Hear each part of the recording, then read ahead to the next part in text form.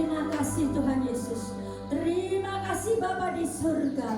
Engkau yang kami muliakan di tempat ini, Engkau yang kami tinggikan di tempat ini. Kami percaya Tuhan Yesus, Engkau hadir di tengah-tengah kami. Roh Kudus, Engkau berkuasa atas setiap kami. Roh Kudus, Engkau berkuasa di tempat ini. Mari jamaah urapi setiap kami Tuhan. Kami siap beribadah kepada Engkau. Kami siap untuk memuji menyembah Engkau. Kami siap untuk menyenangkan hati-Mu Tuhan. Terima kasih Tuhan Yesus. Terima kasih untuk berkat yang Kau berikan kepada kami. Terima kasih untuk kesehatan yang kami terima. Terima kasih untuk kesembuhan yang kami terima. Oh Tuhan, kami datang di tempat ini Tuhan, bukan sekedar rutinitas, tetapi kami butuh Engkau Yesus. Kami butuh Engkau di dalam hidup kami. Satu-satunya yang kami andalkan di dalam kehidupan kami, Engkaulah Allah kami. Engkaulah Allah yang kami sembah, yang kami muliakan, yang kami tinggikan. Terima kasih Tuhan, terima kasih. Berkati Tuhan ibadah ini dari awal pertengahan sampai kepada akhirnya. Kami serahkan semuanya ke dalam tangan kuasa-Mu. Di dalam nama Tuhan Yesus Kristus kami berdoa. Semua yang percaya katakan bersama-sama. Amin. Haleluya, haleluya, haleluya. Mari kita pujikan bersama-sama satu-satunya Allah yang benar, ialah Yesus Kristus Tuhan kita.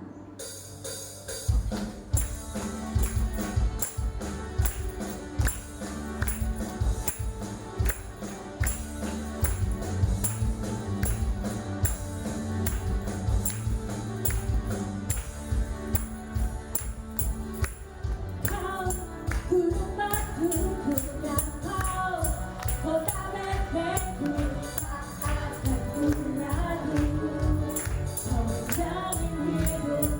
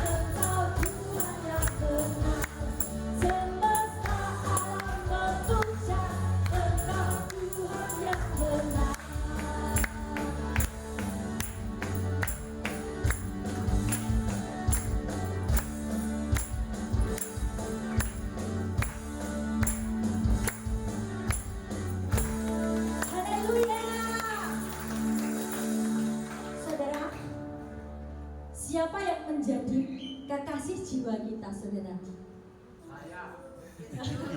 Pasangannya ya itu kalau itu kekasih hati, kekasih dalam ini ya, apa dunia ini ya. Tapi kalau yang menjadi kekasih jiwa kita ada siapa? Yesus Kristus Tuhan. Mari saudara saling bergandengan tangan, kita akan pujikan Yesus kekasih jiwa. Yuk bergandengan tangan yuk. Asik, asik.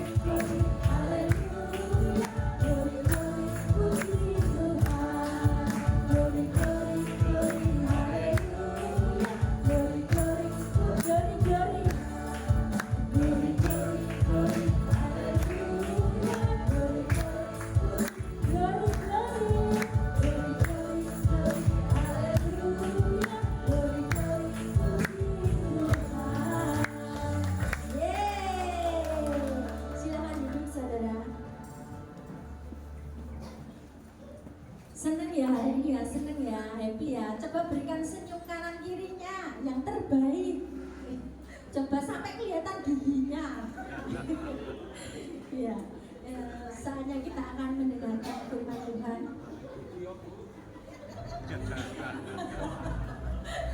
Enggak ya. Kita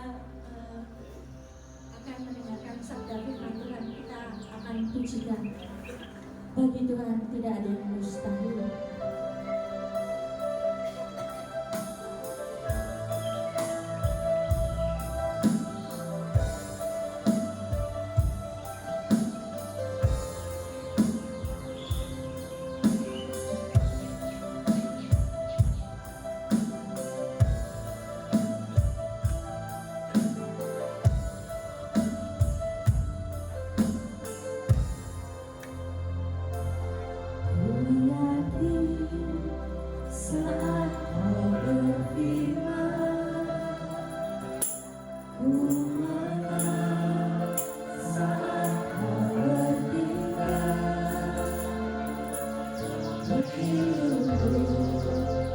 Hanya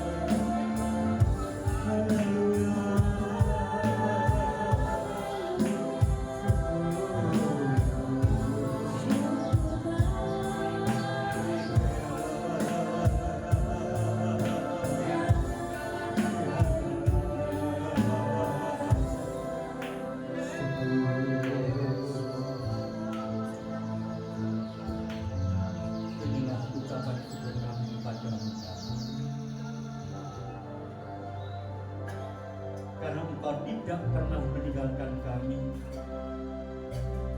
Engkau senantiasa menjaga, memelihara, dan memimpin setiap kehidupan kami. Mari Tuhan, ajar kami melalui firman.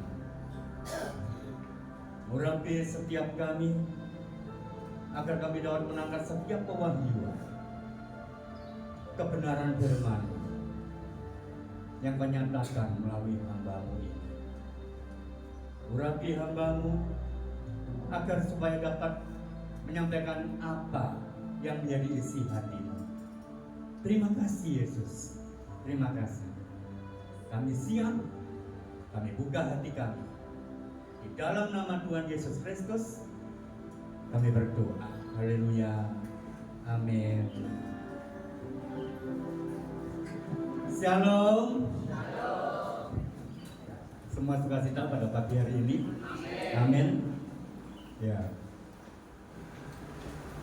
Saudara sudah percaya Yesus berapa lama?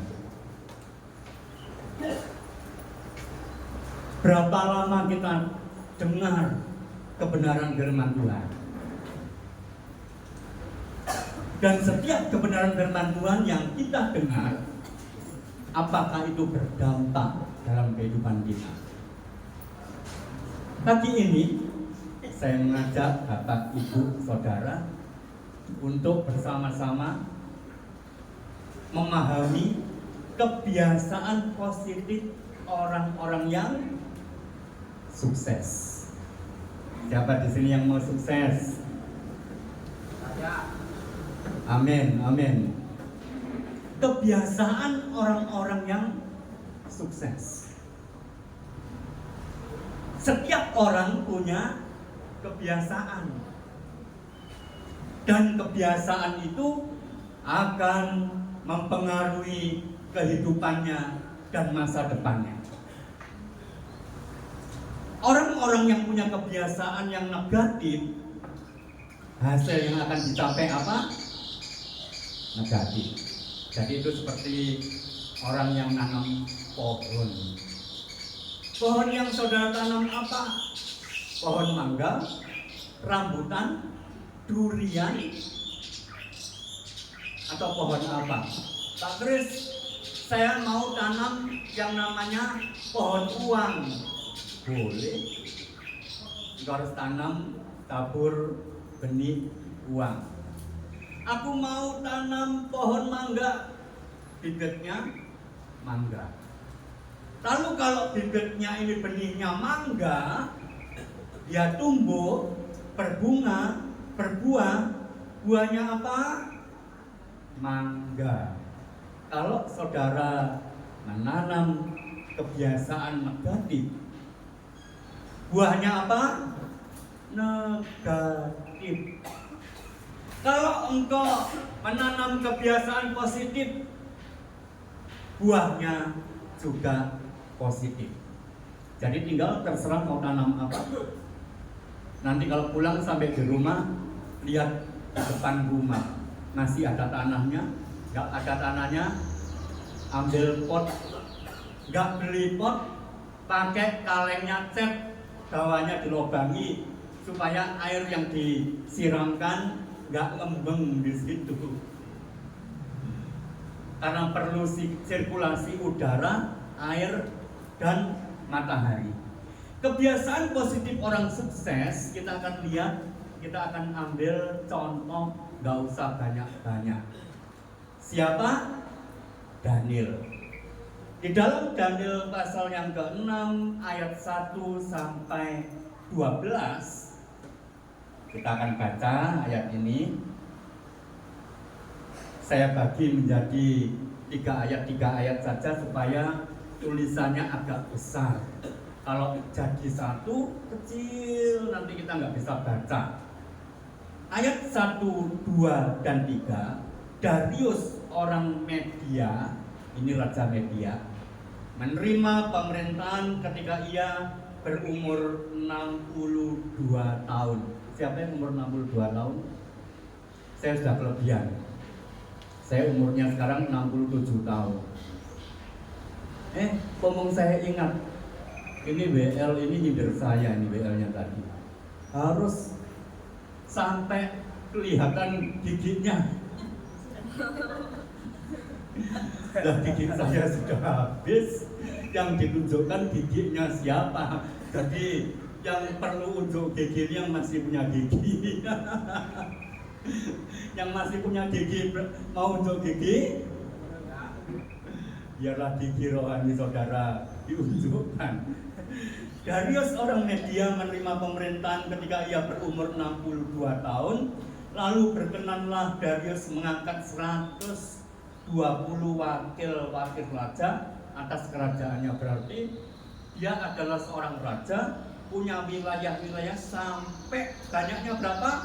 120. Berarti besar sekali. Kalau kita yang ada di Indonesia ini berapa provinsi sekarang ini? Berapa provinsi? Dikembangkan sampai sekarang, kalau nggak salah baru 38 ya. Ini 120 provinsi, 120 kerajaan. Lalu Darius menaruh wakil-wakil raja. Atas kerajaannya mereka akan ditempatkan di seluruh kerajaan. Jadi si A, si B, si C membawai mereka diangkat pula 3 pejabat tinggi. Setiap kerajaan ada 3 pejabat tinggi. Dan Daniel adalah salah satu dari ketiga orang itu. Kepada mereka lah para wakil-wakil raja harus memberi pertanggungan jawab supaya raja jangan dirugikan. Jadi masa lalu sudah ada seperti sekarang ini ya. Provinsi, gubernur, di bawah gubernur ada wali kota, bupati, di bawah wali kota, bupati ada Pak Camat, ada Pak Lurah, ada Pak RW, ada Pak RT, lalu ada apa lagi? Itu wilayah-wilayah. Daniel terpilih. Siapakah Daniel, Bapak, Ibu, Saudara? Daniel ini bukan warga negara Media. Warga negara Media yang sekarang ini menjadi sebuah kerajaan yang namanya negara Iran. Itu dulu Media namanya. Media Persia, Media Persia ini Iran dan juga sebagian daripada Irak. Nah, Bapak, Ibu, Saudara, Daniel bukan warga negara itu. Kemarin ada yang minta didoakan, orang Indonesia, anaknya ada di Amerika, mau kerja jadi tentara Amerika. Dan dia sedang melamar jadi tentara Amerika, mengikuti pendidikan, dan nanti kalau lulus jadi tentara Amerika. Ini baru tentara. Tapi Daniel, orang buangan, Daniel, orang yang ditawan, dia ada di Media yang sekarang namanya Iran itu. Dia menjadi seorang yang dipilih untuk mengurusi salah satu negara. Nah, Bapak, Ibu, Saudara, ini terjadi pada Daniel. Kita akan baca berikutnya ayat 4, 5, 6. Maka Daniel ini melebihi para pejabat tinggi dan para wakil raja itu karena ia mempunyai apa? Roh yang luar biasa. Dan raja bermaksud untuk menempatkannya atas seluruh kerajaannya. Nah, ini mulai meningkat. Lihat. Daniel awalnya ditaruh di salah satu kerajaan, di mana di kerajaan itu ada 3 orang yang dipercaya, salah satunya Daniel. Dan di antara 120 kerajaan ini kali 3 berarti berapa itu? Berapa? 120 kerajaan kali 3 ada berapa? Halo? 360 pemimpin-pemimpin, orang-orang yang dipercaya. Di antara 360 orang, di mana mereka adalah rakyat asli negeri itu. Tapi Daniel bukan warga negara asli. Daniel ini ditawan. Tapi orang yang ditawan, orang yang tidak punya kekuasaan, tidak punya kekuatan, tapi dia ditunjuk oleh raja karena apa? Raja melihat ini orang hebat. Kalau saudara ada di satu tempat, apakah itu sebuah kerajaan, apakah itu sebuah perusahaan, apakah itu sebuah wilayah, nggak tahu apakah itu. Tapi kemudian orang-orang melihat ini orang hebat, dia bisa memberi solusi. Ketika ada masalah, dia pegang peranan di tempat itu.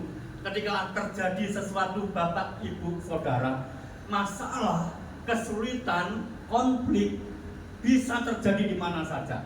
Tetapi ketika ada hal seperti ini, saudara di situ menjadi berkat di tempat itu. Orang boleh berkata ini tempat yang sangat sulit. Orang boleh berkata ini tempat yang sangat rumit. Orang boleh berkata ada banyak permasalahan-permasalahan yang ada di situ. Tetapi saudara ditaruh oleh Tuhan di tempat itu. Seperti Daniel, engkau menjadi berkat di tempat itu. Dan mereka berkata ini orang yang luar biasa. Dan tidak hanya itu saja, di antara 360 orang ini Daniel terpilih. Dan firman Tuhan katakan apa? Dan raja bermaksud untuk menempatkannya atas seluruh kerajaannya. Yang berarti dia terpilih menjadi menteri atau perdana menteri. Ingat Yusuf pernah menjadi perdana menteri di negara Mesir. Dia bukan rakyat Mesir, dia bukan warga negara Mesir, tapi dia dipilih karena Tuhan berikan hikmat kepadanya, roh yang luar biasa seperti yang terjadi pada Daniel. Dan Tuhan bermaksud untuk raja bermaksud untuk menempatkan Daniel di tempat di atas semua. Menjadi wakil raja berarti perdana menteri. 5. Kemudian para pejabat tinggi dan wakil raja itu mencari alasan dakwaan terhadap Daniel dalam hal pemerintahan. Tapi mereka tidak mendapat alasan apapun atau sesuatu kesalahan, sebab ia setia dan tidak ada didapati sesuatu kelalaian atau sesuatu kesalahan padanya. Dicari kesalahannya. Apa ya salahnya wong iki ya? Kalau sampai ketahuan kesalahannya, ya dihajar habis-habisan, dilawan, keroyok orang banyak. Tapi mereka nggak mendapatkan kesalahan. Daniel hidup dengan benar, Daniel hidup dengan lurus.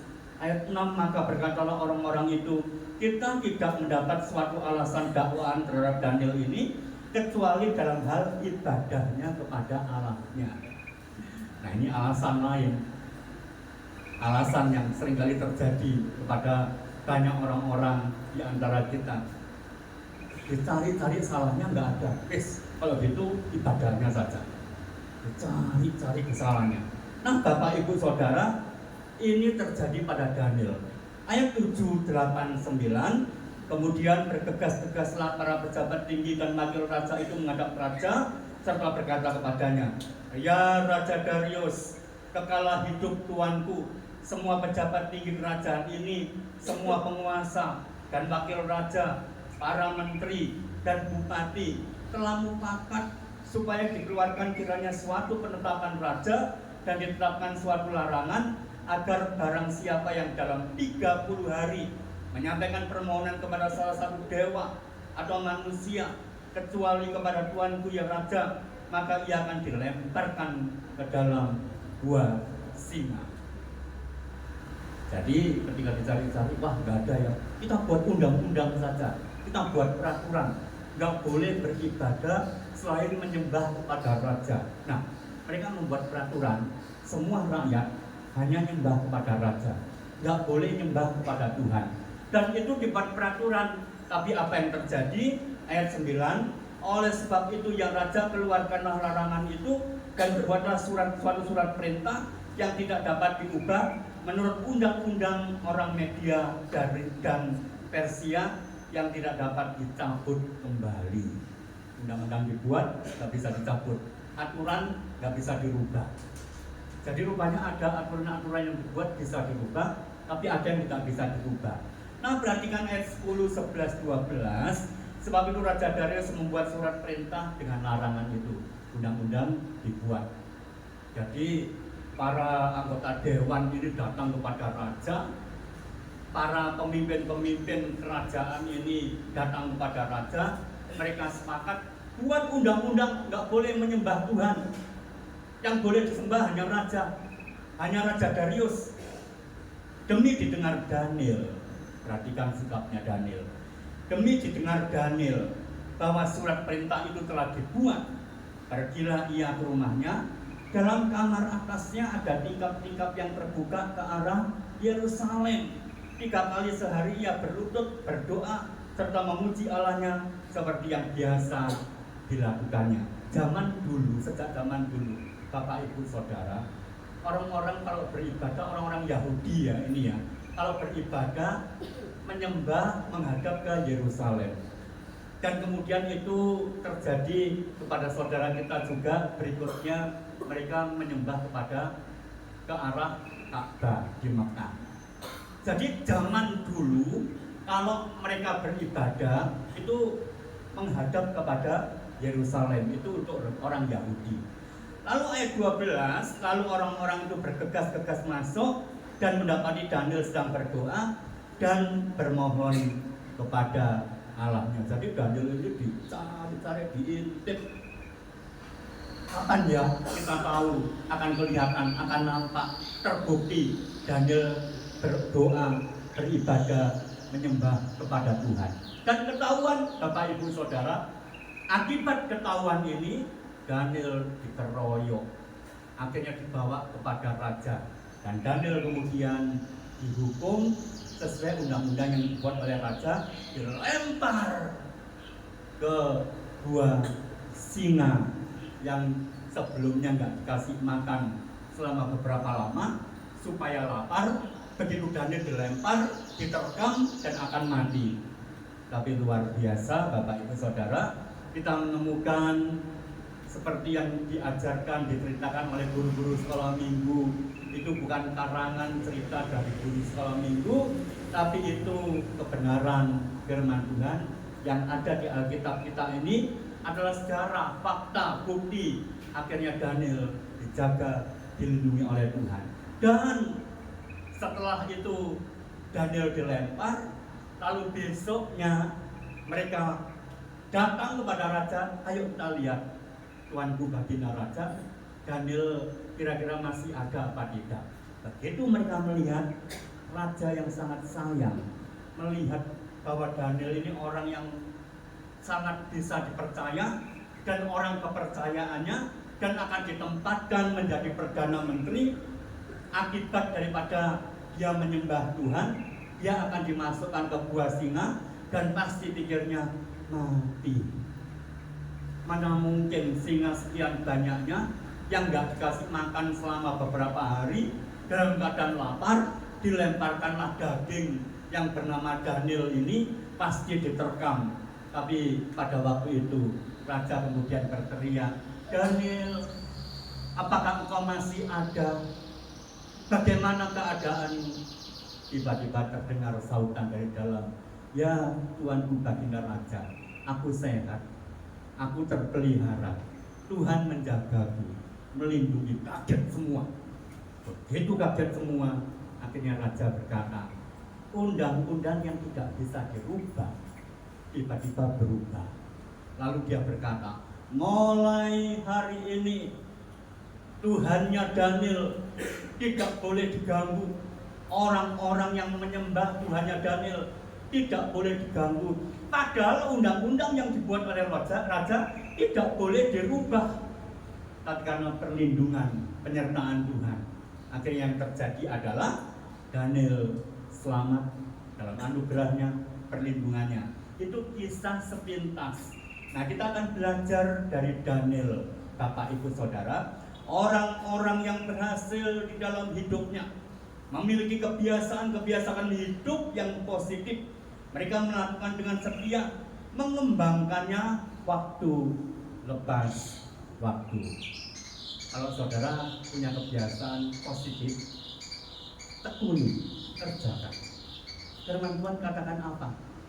orang yang setia pada perkara yang kecil, yang melakukan sesuai dengan kehendak dan kemauan Tuhan, Tuhan katakan dia akan diberi kepercayaan yang lebih besar. Jadi Daniel yang seorang buangan, tawanan dari sebuah kerajaan, lalu diangkat melalui raja ini, di mana Tuhan kasih kepercayaan, dan kemudian Daniel ditinggikan, itu karena kebiasaan kecil, Bapak, Ibu, Saudara. Kalau saudara punya kebiasaan mentaati firman Tuhan, mulai dari sedikit, dari kecil dulu. Kalau engkau melayani, mulai yang kecil, tekuni. Lama-lama yang kau tekuni ini, Tuhan akan berikan pengurapan, Tuhan akan jagai saudara, Tuhan akan angkat saudara tahap demi tahap. Seperti halnya yang kita lihat ini tanaman di sekitar kita ini ya. Apakah dulunya langsung sebesar ini? Mungkin baru bertunas satu yang sebelah kanan ini ya. Awalnya cuma satu. Nanti dari tunas satu dijaga, dipelihara, tanahnya disirami, dikasih rabuk, kena matahari, kena udara, nggak dikelekep di dalam kamar, sehingga dia kena matahari, kena udara, terjaga, tumbuh tunas yang berikutnya. Lalu tumbuh tunas baru lagi, tumbuh tunas yang baru lagi. Dan tanpa kita sadari, pada akhirnya dari bawahnya muncul tunas baru. Setelah tunas baru ini muncul, dia mulai bertambah. Tidak satu pohon, tapi 2 pohon, 3 pohon. Lalu ketika tunas ini kita potong, kita ambil, kita pindahkan ke pot yang lain atau tanah yang lain, dia tumbuh di situ. Selama kita jaga, kita sirami, kena matahari, kena udara, dan lain sebagainya, tambah besar. Hidup kerajaan surga, orang yang percaya, firman Tuhan katakan apa? Hal kerajaan Allah itu seperti biji apa?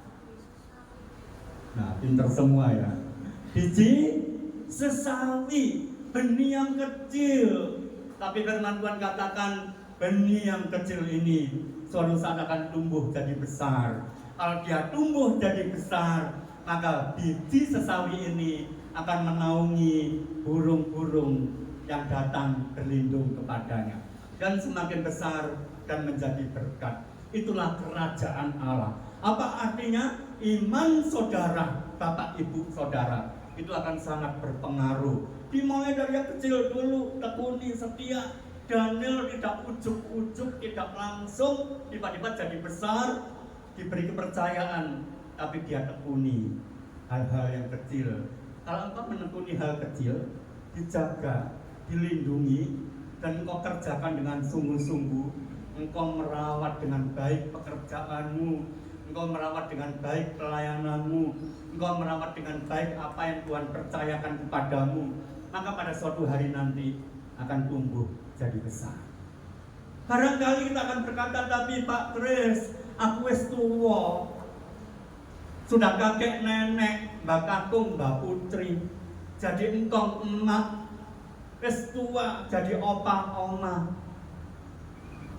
Tahukah Bapak, Ibu, Saudara, imanmu akan berpengaruh pada anak keturunanmu, keluarga. Ingat Timotius, ingat orang tuanya imannya kayak apa, neneknya dan ibunya, Lois dan Eunike. Karena imannya ini, Timotius tumbuh dengan iman yang luar biasa. Dan pada akhirnya Timotius dipakai oleh Tuhan karena iman dari orang tuanya, nenek moyang. Jangan takut, jangan khawatir. Ketika engkau punya iman, engkau percaya kepada Tuhan, dan kau lakukan apa yang Tuhan perintahkan, maka anak cucumu akan diberkati oleh Tuhan. Bapak, Ibu, Saudara, dari survei yang dilakukan oleh orang-orang yang percaya, mereka melakukan survei demikian. Kalau ada orang tua yang percaya dengan imannya luar biasa, dia akan melahirkan anak cucu keturunan Dan ada kemungkinan-kemungkinan yang terbesar dari survei yang diteliti, yang akhirnya ditelusuri, ternyata bahwa 70% dari orang-orang yang beriman melahirkan anak-anak keturunan yang diberkati, berhasil diberkati oleh Tuhan. Tapi ada kemungkinan 30% yang tidak. Karena apa?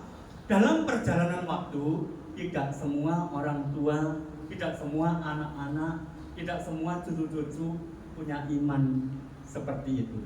Tapi akibat dari iman yang luar biasa ini menyebabkan kemudian sebagian besar anak cucunya diberkati oleh Tuhan, dan hanya sebagian kecil yang mungkin terhilang, yang mungkin gagal, dan lain sebagainya. Dan kebalikannya dalam survei itu, yang orang-orang yang tidak beriman, orang-orang yang tidak punya keyakinan bahwa Tuhan menyertai hidupnya, orang-orang yang hidup sembarangan, tanpa dasar, tanpa ketekunan, tanpa kesetiaan, hasilnya kebalikan. 70% gagal. Tapi ada kemungkinan 30% Tuhan berikan keberhasilan. Karena apa? Tindakan iman. Bapak, ibu, saudara, apakah engkau pernah menelusuri nenek moyangmu? Kakek nenek kita, orang tua kita? Ternyata bahwa banyak orang-orang yang kakek neneknya, orang tuanya dulu gagal, kacau hidupnya, rumah tangganya dalam keadaan sedemikian rupa. Tapi kemudian ketika dia percaya kepada Tuhan Yesus, dia tekuni, dia bersandar kepada Tuhan, apa yang terjadi? Mengalami perubahan. Hal pertama yang saya terima ketika saya percaya kepada Yesus itu apa? Gak pernah bisa saya lupakan. Kenapa? Karena begitu saya percaya, terima Tuhan Yesus, tiba-tiba damai sejahtera. Hati itu damai, tenang. Rasanya beda dengan kemarin-kemarin. Waktu yang lalu-lalu saya belum percaya kepada Tuhan, rasanya aneh, janggal, konflik batin. Rasanya nggak bisa kalau ketemu dengan orang lain itu seolah-olah kita ini nggak bisa berdamai dengan mereka, sulit sekali. Dan hari itu, hari pertama, hari kedua, tiba-tiba saya dimarahi oleh orang banyak. Kenapa saya dimarahi oleh orang banyak? Karena 1 minggu berikutnya saya harus main drama panggung di Taman Budaya Gendeng Kali, Surabaya, Taman Budayanya Jawa Timur. Saya dibimbing oleh seorang yang bernama Bapak Anang Hanani BA. Dia kepala kantor budaya Jawa Timur, dan saya sedang ditunjuk akan main drama, lomba drama 5 kota di Surabaya dan sekitarnya, di mana saya memegang peranan menjadi pendetanya Mesir. Tiba-tiba saya berkata kepada mereka, saya nggak jadi main, saya mundur. Kemarin saya nggak merasakan damai sejahtera seperti ini. Sekarang tiba-tiba saya merasakan damai sejahtera yang luar biasa. Kemarin hidup saya kacau, waktu-waktu yang lalu saya nggak ada damai sejahtera. Tiba-tiba mengalami damai sejahtera. Saya lepaskan tugas saya, pekerjaan saya, di mana saya harus main drama. Dan di organisasi itu, saya waktu itu masih umur 16 tahun. Tapi waktu mau main bukan 16 tahun ya, 18 atau 19, saya lupa. Dan saya menjadi sekretaris dari teater di tempat itu.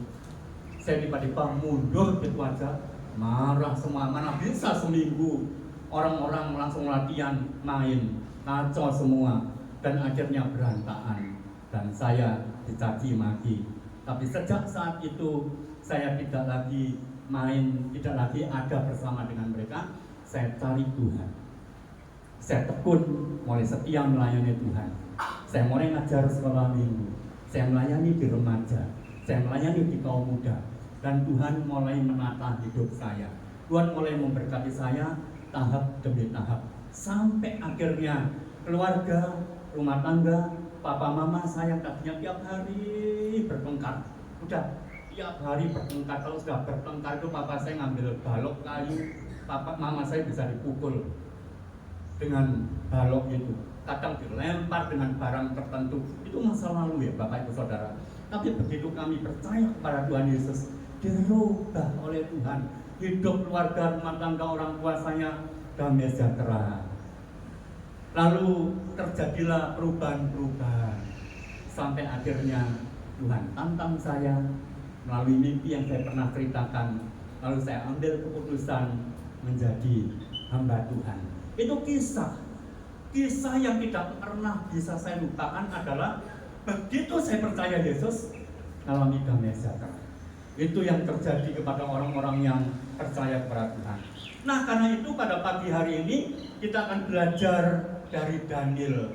Kebiasaan hidup positif yang dilakukan adalah mari hidup berprestasi. Bagaimana seseorang bisa hidup berprestasi? Pertama, Roh Kudus akan menaungi engkau. Ketika Roh Kudus memenuhi hidupmu, engkau tiba-tiba memiliki pola pikir yang berbeda. Tadinya adalah pola pikir yang negatif, sekarang pola pikir yang positif. Begitu kita memiliki pola pikir yang positif, kita mulai melakukan hal-hal yang mulai kecil, melakukan prestasi kebenaran kecil dulu. Karena benih kerajaan Allah tidak langsung besar. Memang kerajaan Allah sangat besar, tapi dimulai dari hal yang kecil. Yang namanya apa tadi? Biji sesawi. Jadi biji yang kecil ini mulai tumbuh dalam hidupmu. Imanmu mulai bergerak. Imanmu mulai ditumbuhi oleh benih-benih yang luar biasa. Semangat hidup, kekuatan. Ketika engkau dihadapkan dengan sebuah masalah-masalah yang dulu yang kita hadapi rasanya berat sekali. Tapi begitu kau punya iman yang kecil, yang seolah-olah tidak kelihatan, tiba-tiba berubah. Hidupmu mulai berubah. Engkau mulai dipercaya oleh Tuhan. Tuhan taruh engkau di satu tempat, di mana tempat itu nampaknya kayaknya itu seolah-olah tadinya nggak mungkin kita bisa sampai ke tempat itu. Tetapi kenyataannya, faktanya, kadang-kadang kita nggak mengerti. Loh Tuhan, kok sekarang saya jadi seperti ini ya? Padahal kalau dulu bayangkan saja tidak. Mana mungkin, mana bisa. Tapi kok sekarang bisa ya? Tuhan yang taruh saudara. Melalui apa? Iman yang kecil dulu. Nggak usah besar-besar dulu. Cuma iman sebesar biji sesawi. Tapi iman yang saya jelaskan tadi seperti sebuah pohon. Dari benih yang kecil, dia mulai tumbuh. Dan ketika dia bertumbuh, benih yang kecil ini jadi besar. Dan ketika jadi besar, lama-lama menjadi berkat. Itu seperti hidup iman kita. Lalu benih biji sesawi ini kemudian menghasilkan apa? Setelah berbuah, menghasilkan benih yang lain. Dan benih ini mulai tambah banyak. Dari satu pohon, karena benihnya mulai nampak, muncul, lalu benihnya mulai disebar. Dan akhirnya benih ini menjadi besar. Tidak lagi menjadi satu pohon, jadi beberapa pohon, jadi tambah banyak buah. Itulah cara Tuhan memberkati engkau. Orang-orang yang setia dengan perkara yang kecil, yang menekuni yang perkara yang kecil, yang melakukan kebenaran, engkau melakukan hidup berprestasi, tidak langsung besar, kecil, tapi pada akhirnya engkau akan bertumbuh, berbuah. Karena berprestasi, maka Daniel mendapat kesempatan untuk duduk di pemerintahan dalam beberapa periode kekuasaan. Raja mati, dia tetap jadi orang yang dipercaya karena dia orang yang hebat. Ganti raja lagi, dia tetap dipercaya, berganti-ganti. Kenapa? Kesetiaan dari imannya. Coba kita akan lihat contoh yang saya bacakan tadi, saya ulang lagi ayat 1, 2, 3. Darius seorang media menerima pemerintahan ketika ia berumur 62 tahun. Lalu berkenanlah Darius mengangkat 120 wakil raja-raja atas kerajaannya. Mereka akan ditempatkan di seluruh kerajaan. Membawai mereka diangkat pula 3 pejabat tinggi, dan Daniel adalah salah satu dari ketiga orang itu. Kepada mereka lah para wakil raja harus memberi pertanggungan jawab supaya raja jangan dirugikan. nggak saya jelaskan, tapi cukup saya baca untuk mengingatkan kita. Itulah yang sedang dilakukan oleh Daniel. Oleh prestasinya tersebut, ia begitu dikenal saja, lalu mendapatkan berbagai bentuk kepercayaan. Bapak, Ibu, Saudara, jangan pandang hari ini, lihatlah ke depan. Masa depanmu masih panjang. Untuk anak-anak, sekolah minggu, remaja, pemuda, masih panjang. Tapi engkau harus melangkah mulai hari ini. Lakukan prestasi yang baik, benar, sesuai firman Tuhan, maka Tuhan akan berikan kepercayaan, tambahkan. Itu seperti Daniel, untuk berprestasi, kita bisa memulai dengan fokus pada kekuatan diri.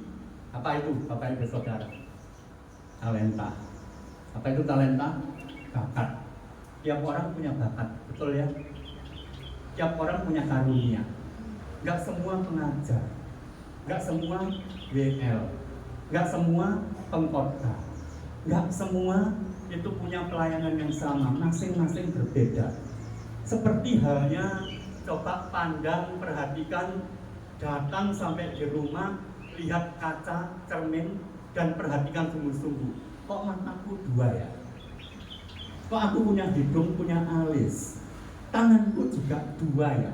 Kok kakiku juga dua? Saya mau tanya sama saudara, fungsi dari anggota tubuh kita ini sama atau tidak? Nggak sama, Bapak Ibu Saudara. Beda-beda. Tiap orang punya karunia yang berbeda. Engkau nggak perlu sama dengan orang lain. Tapi Tuhan berikan bakat, Tuhan berikan talenta, Tuhan berikan karunia pada setiap orang yang berbeda. Dan kerjakan yang berbeda ini. Contoh, kalau tangan saudara mau menjadi mata, bisa nggak? Kalau tangan saudara mau jadi kaki, kesulitan tidak? Kesulitan. Walaupun bisa, ada orang-orang tertentu dikarenakan nggak punya kaki, karena sesuatu hal, dia gunakan tangannya. Ada orang-orang tertentu yang karena nggak punya tangan, terganggu tangannya, dia gunakan kakinya, akhirnya bisa, dia memaksimalkan, tetapi akan menjadi sesuatu yang sangat berharga, hal yang sangat-sangat dimana kita mampu mengerjakan yang terbaik sesuai dengan bagian masing-masing. Contohnya, mata untuk apa? Mata untuk melihat. Hidung untuk apa? Untuk mencium, membaui sesuatu sesuai dengan karunia-Nya, sesuai dengan bagian daripada anggota tubuh kita. Dalam pekerjaan, di dalam pelayanan, di dalam hal apapun yang Tuhan izinkan, yang harus kita kerjakan, engkau bisa lihat begini, kira-kira ini, kalau saudara mengerjakan sesuatu, sulit enggak? Tapi ada hal-hal tertentu yang kita kerjakan dengan baik. Karena apa?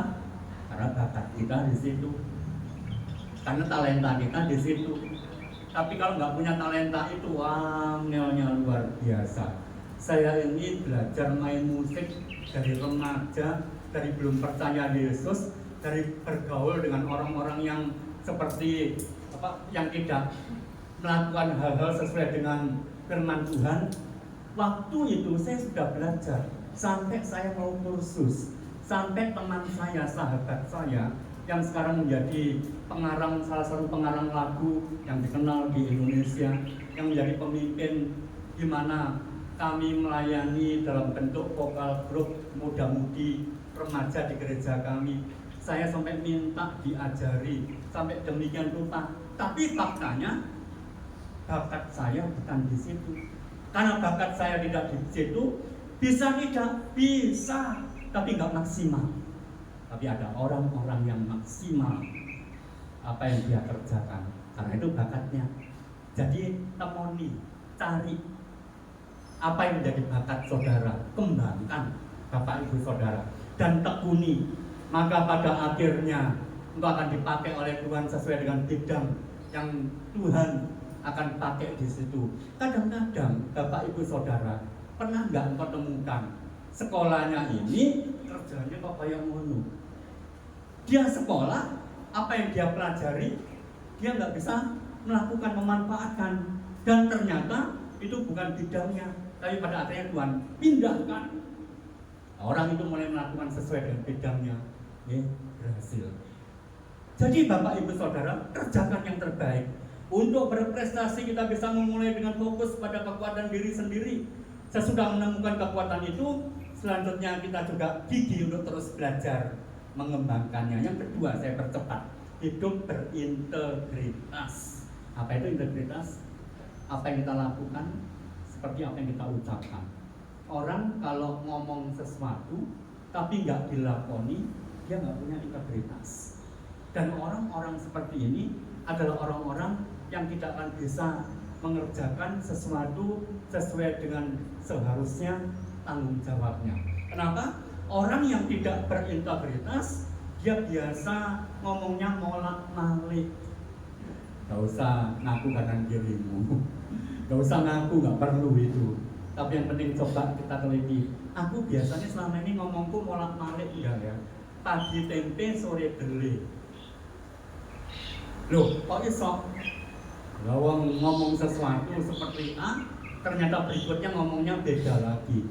Harusnya kan dari kedelai jadi tempe. Kok ini sudah jadi tempe balik ke kedelai. Artinya apa, Bapak Ibu Saudara? Orang yang tidak berintegritas, dia tidak akan melakukan hal-hal yang diucapkan. Tapi orang-orang yang mengucapkan sesuatu, dia bertanggung jawab. Dia kemudian lakukan, dia tunjukkan, dan dia bertanggung jawab dengan apa yang dia ucapkan. Dia orang yang berintegritas. Dan orang-orang yang berintegritas ini adalah orang-orang yang masuk dalam sebuah ranah untuk bisa diberi tanggung jawab. Dan kalau dia diberi tanggung jawab, dia kerjakan dengan baik. Orang bisa salah, Bapak Ibu Saudara. Seseorang bisa mengerjakan sesuatu yang tidak sempurna, tetapi ketika dia lakukan hal-hal tertentu, maka pada waktu itu mungkin dia bisa gagal. Tapi dia belajar dari kegagalannya. Dan dari kegagalan ini, dia mulai melakukan hal yang benar dan hal yang baik. Dan apa yang kau kerjakan, kalau itu sesuai firman Tuhan, Tuhan akan angkat engkau. Daniel hidup dengan niat untuk tidak mencemarkan dirinya dengan hal-hal yang tidak berkenan kepada Allah. Itulah sebabnya ia memiliki roh yang luar biasa. Coba kita baca ayat yang 6 lagi ya. Ayat 45. Maka Daniel ini melebihi para pejabat tinggi dan para wakil raja itu, karena ia punya roh yang luar biasa, dan raja bermaksud untuk menempatkannya atas seluruh kerajaannya. Kemudian para pejabat tinggi dan para wakil raja itu mencari alasan dakwaan terhadap Daniel dalam hal pemerintahan, tetapi mereka tidak mendapat alasan apapun atau sesuatu kesalahan, sebab ia setia dan tidak ada didapati sesuatu kelalaian dan suatu kesalahan padanya. Saya nggak jelaskan, saya hanya mengingatkan saudara ayat ini kembali. Berikutnya, Daniel setia kepada Allah Israel dan juga setia mengerjakan apa yang dipercayakan kepadanya. Itu rahasianya Daniel.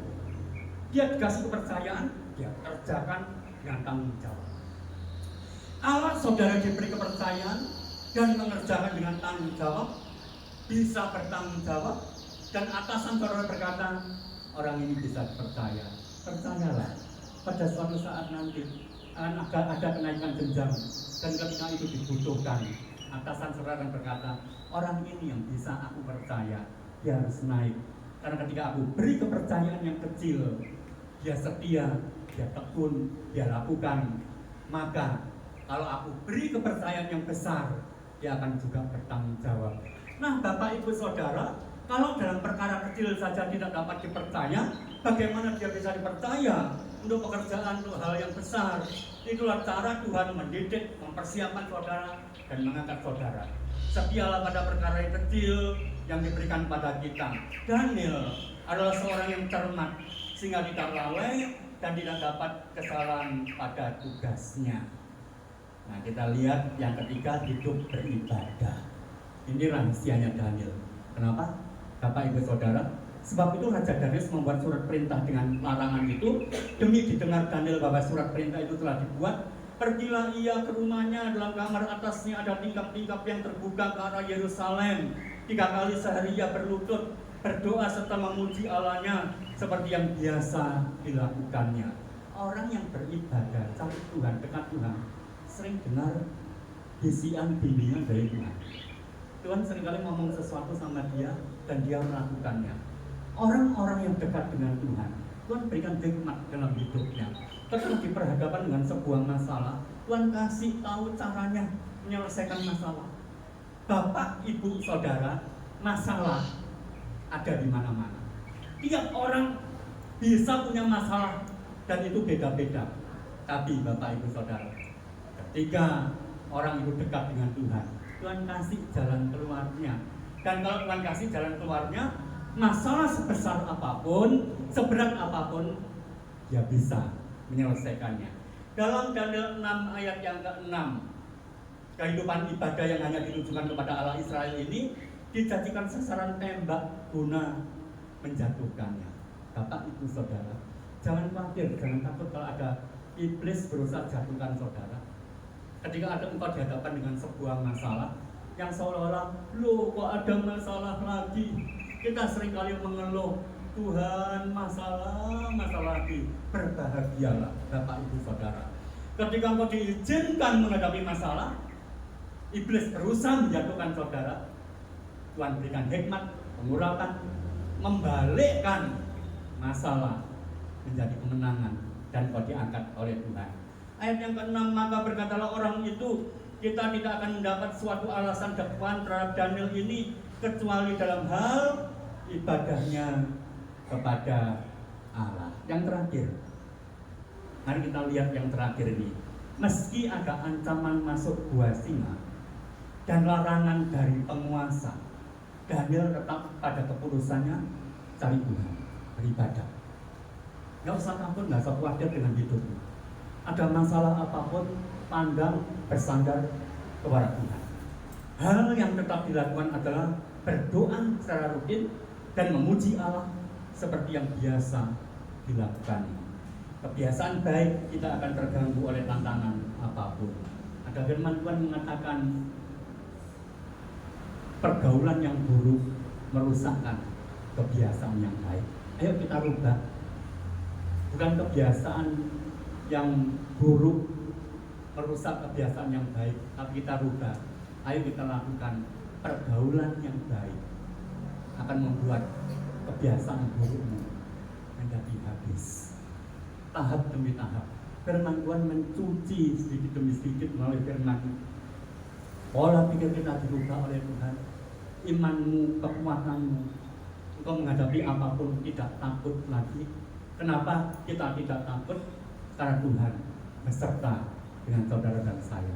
Mari kita sama-sama berdoa. Haleluya, Yesus. Oh ya, ya Rasul. Renungkan firman ini. Biarlah engkau mulai melakukan kebiasaan-kebiasaan yang baik. Yang sudah melakukan, terus lanjutkan. Tetap tekuni. Kerjakan sesuai dengan kehendak Tuhan. Maka hal itu, hal-hal yang positif akan mengubah hidupmu, di mana Tuhan akan mulai menata hidupmu sedikit demi sedikit, tahap demi tahap. Tapi percayalah, rencana Tuhan bukan rencana kecelakaan, tapi rencana damai sejahtera dan kesuksesan pada masa yang akan datang. Terima kasih Bapak. Haleluya, Yesus. Oh, biasa.